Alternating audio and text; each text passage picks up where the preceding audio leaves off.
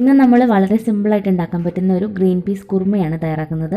അപ്പോൾ ഇത് കുക്കറിലാണ് ഉണ്ടാക്കിയെടുക്കുന്നത്. അപ്പോൾ കുക്കറിലേക്ക് 1 ടേബിൾ സ്പൂൺ എണ്ണ വെച്ചിട്ടുണ്ട്. എണ്ണ ചൂടായതിന് ശേഷം ഇതിലേക്ക് ഒരു വലിയ കഷ്ണം ഇഞ്ചി, അതുപോലെ തന്നെ 6 അല്ലി വെളുത്തുള്ളി ചതച്ചതാണ്, അതും കൂടി ചേർത്ത് ഒന്ന് വഴറ്റിയെടുക്കാം. അപ്പോൾ നമ്മൾ ഇഞ്ചി വെളുത്തുള്ളി പേസ്റ്റ് ചേർക്കുന്നേക്കാളും ഇതുപോലെ ചതച്ച് ചേർക്കുമ്പോൾ നല്ലൊരു ഫ്ലേവറാണ്. ഇനി ഇതിലേക്ക് ഒരു വലിയ സവാള സ്ലൈസ് ചെയ്തതാണ്, അതും കൂടി ചേർത്തൊന്ന് വഴറ്റിയെടുക്കാം. സവാളയും ഒരുപാട് സമയത്ത് വഴറ്റേണ്ട ആവശ്യമില്ല. ഏകദേശം ഒരു 2-3 മിനിറ്റ് നേരത്തേക്കൊന്ന് വഴറ്റിയെടുത്താൽ മതിയാവും. മീഡിയം സൈസായിട്ടുള്ള സവാള ആണെങ്കിൽ 2 എടുക്കാം, വലുതാണെങ്കിൽ 1 മാത്രം മതി. ഇനി ഇതിലേക്ക് ഒരു 1/4 ടീസ്പൂൺ മഞ്ഞൾപ്പൊടി കൂടി ചേർക്കാം. മഞ്ഞൾപ്പൊടി ഒന്ന് വഴറ്റിയെടുക്കണം. മഞ്ഞൾപ്പൊടി ഇത്ര തന്നെ മതിയാവും, കൂടുതൽ ചേർത്താൽ ഒരു കളറ് മാറിപ്പോവും. ഇപ്പോൾ ഒരു 1/4 ടീസ്പൂൺ തന്നെ മതിയാവും. മഞ്ഞൾപ്പൊടി ചേർത്തില്ലെങ്കിലും കുഴപ്പമൊന്നുമില്ല, നല്ലൊരു വൈറ്റ് കളറായിട്ട് നമുക്ക് കിട്ടും. ഇനി ഇതിലേക്ക് ഒരു വലിയ തക്കാളി കട്ട് ചെയ്തതാണ്, അതും കൂടി ചേർത്തൊന്ന് വഴറ്റിയെടുക്കാം. തക്കാളിയും ഏകദേശം ഒരു 2-3 മിനിറ്റ് നേരത്തേക്ക് വഴറ്റിയെടുത്താൽ മതിയാവും. കുറേ സമയത്ത് വഴറ്റേണ്ട ആവശ്യമൊന്നുമില്ല. തക്കാളി ഇത്ര തന്നെ മതിയാവും, 1 തന്നെ മതിയാവും, അതിൽ കൂടുതൽ തക്കാളി ചേർക്കരുത്. ഇനി ഇതിലേക്ക് ഗ്രീൻ പീസ് ചേർക്കാം.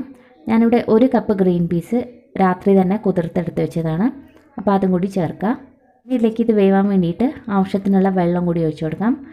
ഏകദേശം ഒരു 2 കപ്പോളം വെള്ളം ചേർക്കാവുന്നതാണ്. അപ്പോൾ ഇതെല്ലാം കൂടി നന്നായിട്ടൊന്ന് മിക്സ് ചെയ്തതിന് ശേഷം നമുക്ക് വെള്ളം ചേർക്കാം. ഇപ്പോൾ ഒരു 2 കപ്പ് വെള്ളം കൂടി ഒഴിച്ചിട്ടുണ്ട്.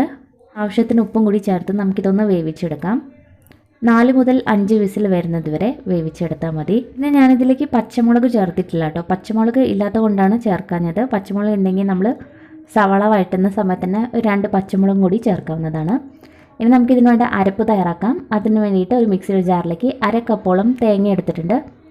ഇതിൻ്റെ കൂടെ തന്നെ കുറച്ച് കാഷ്നട്ടും കൂടി ചേർക്കാം. ഏകദേശം ഒരു 8 എണ്ണം എടുത്തിട്ടുണ്ട്. പിന്നെ ഒരു 1/2 ടീസ്പൂൺ പെരിഞ്ജീരകം കൂടി ചേർക്കാം. ഇനി ഇതിലേക്ക് ആവശ്യത്തിന് വെള്ളം കൂടി ഒഴിച്ച് നമുക്ക് നല്ല ഫൈൻ പേസ്റ്റായിട്ട് അരച്ചെടുക്കണം. അപ്പോൾ നമ്മളിത് അരച്ചെടുത്തിട്ടുണ്ട്. ഈ സമയം കൊണ്ട് ഗ്രീൻ പീസും വെന്ത് റെഡി ആയിട്ടുണ്ട്. നല്ല പാകത്തിന് തന്നെ വെന്ത് കിട്ടിയിട്ടുണ്ട്. ഇതിപ്പോൾ ഒരു 5 വിസിൽ വെച്ചിട്ടാണ് കേട്ടോ ഇത് വേവിച്ചെടുത്തത്. ഇനി നമുക്കിതിലേക്ക് അരപ്പും കൂടി ചേർത്ത് നന്നായിട്ടൊന്ന് മിക്സ് ചെയ്ത് കൊടുക്കാം.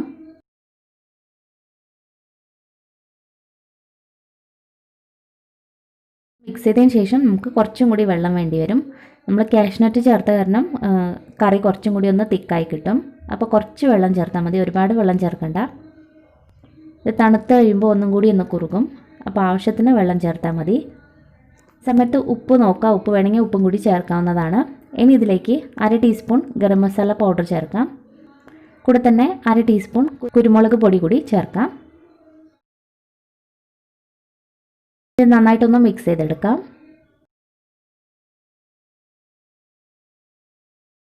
ഇനി ഇതൊന്ന് തിളച്ചാൽ മതി, നമ്മുടെ കറി റെഡി ആയിരിക്കും. അപ്പോൾ നമ്മുടെ കുറുമ ഇവിടെ റെഡി ആയിട്ടുണ്ട്. നല്ലതുപോലെ തന്നെ തിളച്ച് റെഡി ആയിട്ടുണ്ട്. ഒരു പരുവത്തിലാക്കി എടുത്താൽ മതി. ഇത് തണുത്ത് കഴിയുമ്പോൾ കുറച്ചും കൂടി ഒന്ന് കുറുകി കിട്ടും. ഇനി നമുക്കിതിലേക്ക് ഒന്ന് തളിച്ച് ചേർക്കാം. അതിന് വേണ്ടിയിട്ട് ഒരു പാനിലേക്ക് 1 ടീസ്പൂൺ വെളിച്ചെണ്ണ ഒഴിച്ചിട്ടുണ്ട്. ഇതിലേക്ക് ഒരു 2 വറ്റൽമുളക് ചേർക്കാം. കൂടെ തന്നെ കുറച്ച് കരിവേപ്പിലയും കൂടി ചേർക്കാം. ചിലർ ഇതിൻ്റെ കൂടെ കടുകും കൂടി ചേർക്കാറുണ്ട്. ഞാൻ കടുക് ചേർക്കുന്നില്ല. നിങ്ങൾക്ക് കടുക് ചേർക്കാൻ ഇഷ്ടമാണെങ്കിൽ കടുകും കൂടി ചേർക്കാം. ഇനി നമുക്കിത് കറിയിലേക്ക് ഒഴിച്ചു കൊടുക്കാം. അപ്പോൾ ഇത് വെളിച്ചെണ്ണയിൽ തന്നെ ഉണ്ടാക്കുമ്പോൾ നല്ലൊരു ടേസ്റ്റും ഫ്ലേവറും കിട്ടും. നമുക്ക് ചപ്പാത്തിയുടെ കൂടെയും അതുപോലെ തന്നെ ഇടിയപ്പം, അപ്പത്തിൻ്റെ കൂടെയൊക്കെ കഴിക്കാൻ പറ്റും.